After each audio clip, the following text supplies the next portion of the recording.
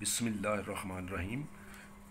Dear students, आज हम chemistry 10th class की चैप्टर नंबर 9 यानी पहले चैप्टर का लेसन नंबर 8 पढ़ेंगे।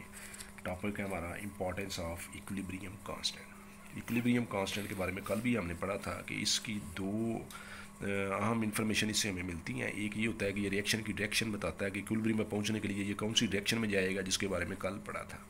और आज हम पढ़ेंगे कि एक्सटेंट ऑफ रिएक्शन यानी predicting extent of a reaction.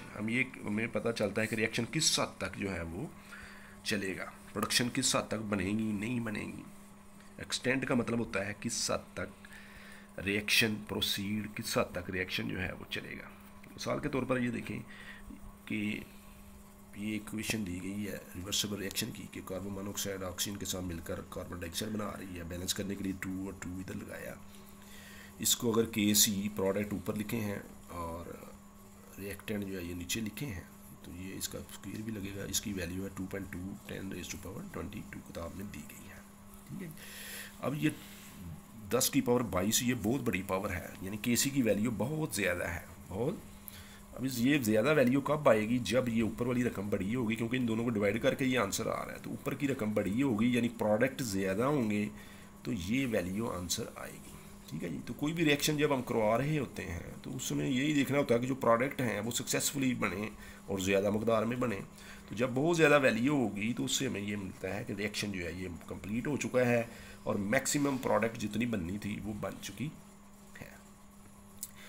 केसी की वैल्यू से ही एक केमिस्ट को या साइंसदान को ये पता चलता है कि ये रिएक्शन फिजिबल है, नहीं करवाना चाहिए, कितनी इसकी कॉस्ट पड़ेगी। क्योंकि जितनी वैल्यू फ़र्ज़ किया कम होगी, बहुत ज़्यादा कम है, माइनस में वैल्यू। जैसे दूसरे रिएक्शन को देखें, स्मॉल वैल्यू ऑफ के सी कि 2NH3 इसका जब के सी प्रोडक्ट को ऊपर रखा है, रिएक्टेंट को नीचे डिवाइड करके ये माइनस में वैल्यू आई है।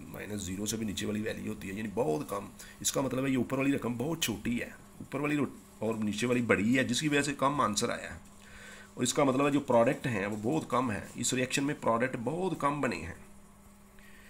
तो ये सोचने की बात है कि इसमें प्रोडक्ट कम बनेंगे तो रिएक्शन तो हम इसलिए करवा रहे हैं कि प्रोडक्ट ज़्यादा बने। तो प्रोडक्ट कम बन रहे हों तो वो रिएक्शन फिजिबल नहीं होता। इन हालात में ये फिजिबल नहीं है। इसके ऊपर सारी बात है, कोई कंडीशन बदलनी पड़ेंगी तब ये फिजिबल होगा। तो के सी की वैल्यू से ये पता चल गया अगर स्मॉल वैल्यू है तो जो रिएक्शन जो है इसमें प्रोडक्ट बहुत कम बनेंगे, स्मॉल प्रोडक्ट्स में होंगे और रिएक्टेंट्स प्रोडक्ट्स निगलेजिबल। इस रिएक्शन वेसल के अंदर जहाँ रिएक्शन हो रहा है सिर्फ रिएक्टेंट ही पाए जाते हैं, प्रोडक्ट बहुत कम मकदार में है। प्रोडक्ट्स निगलिजिबल का मतलब है ना होने के, प्रोडक्ट ना होने के बराबर हैं और रिएक्टेंट जो है मुकम्मल तौर पर पाए जा रहे हैं। Reactions never go to completion, reaction कभी भी कंप्लीट नहीं होगा क्योंकि प्रोडक्ट के सी पे जब पहुँच जाए तो मजीद प्रोडक्ट तो नहीं बन सकते। तो जितने बनने थे बहुत कम मकदार में बने हैं। इस केस में क्या था कि के सी की वैल्यू बहुत ज़्यादा थी, इसका मतलब है ये प्रोडक्ट बहुत ज़्यादा बने हैं इस रिएक्शन में, और इसमें प्रोडक्ट बहुत कम बने हैं। तो के सी की वैल्यू लार्ज हो तो इसका मतलब होता है रिएक्शन कंप्लीट हो चुका है, इसमें मैक्सिमम प्रोडक्शन जो है वो बनी है। कम वैल्यू हो तो इसका मतलब होता है प्रोडक्ट्स बहुत कम बने हैं, क्योंकि ऊपर वाली वैल्यू कम है, नीचे वाली वैल्यू ज़्यादा है। इसमें रिएक्टेंट ही रिएक्टेंट हैं, प्रोडक्ट बहुत कम है क्योंकि माइनस में वैल्यू है। और रिएक्शन कभी भी मुकम्मल नहीं होगा, यानी हम जो प्रोडक्ट हासिल करना चाह रहे हैं वो उस मकदार में नहीं मिलेंगे। रिएक्टेंट होंगे, थोड़े से प्रोडक्ट बनेंगे। इस तरह के रिएक्शन कराने के लिए कॉस्ट ज़्यादा पे करनी पड़ती है। इसमें प्रेशर या टेम्परेचर वगैरह बढ़ाने पड़ते हैं, कैटालिस्ट डालने पड़ते हैं, मतलब इसमें चीज़ें करनी पड़ती हैं। तीसरा ये होता है चांस है कि के सी की value neither small nor large, के सी की वैल्यू ना तो बड़ी हो ना छोटी हो। मिसाल के तौर पर ये एक रिएक्शन है N2O4 2NO2, इसमें ये प्रोडक्ट ऊपर है, रिएक्टेंट नीचे है। इसमें के सी की वैल्यू आई है 0.211। ये कम वैल्यू है लेकिन इतनी कम नहीं है कि 0 से भी कम चली है। तो इसका मतलब ये होता है कि ये दोनों वैल्यूज़, ये जवाब उस वक्त आएगा जब ये प्रोडक्ट और रिएक्टेंट नीचे हैं, दोनों की वैल्यू तकरीबन सेम होंगी, तो तब ये जवाब आएगा। मिसाल के तौर पर ये देखें 4.1 नीचे 4 है तो ये 1 पॉइंट समथिंग 1 के करीब आंसर आ रहा है। ठीक है, अगर ये 1.2 होता तो ये पॉइंट समथिंग आना था। तो ये दोनों की वैल्यूज एक दूसरे के बिल्कुल करीब हो तो फिर ये वैल्यू ना बड़ी आती है ना छोटी आती है। तो इसका मतलब ये होता है कि इस रिएक्शन मिक्सचर के अंदर प्रोडक्ट और रिएक्टेंट तकरीबन बराबर ही हैं। जितने प्रोडक्ट हैं उतने ही तकरीबन reactants and the products are comparable, एक दूसरे से उनका मुवाजना किया जा सकता है, करीब है, नियरली इक्वल, बिल्कुल करीब ऐसे रिएक्शन भी फिजिबल नहीं होते, क्योंकि इनमें हमने तो प्रोडक्ट ज़्यादा बनाने थे, अब रिएक्टेंट ही रिएक्टेंट है उसके अंदर, और या दोनों बराबर बराबर हैं।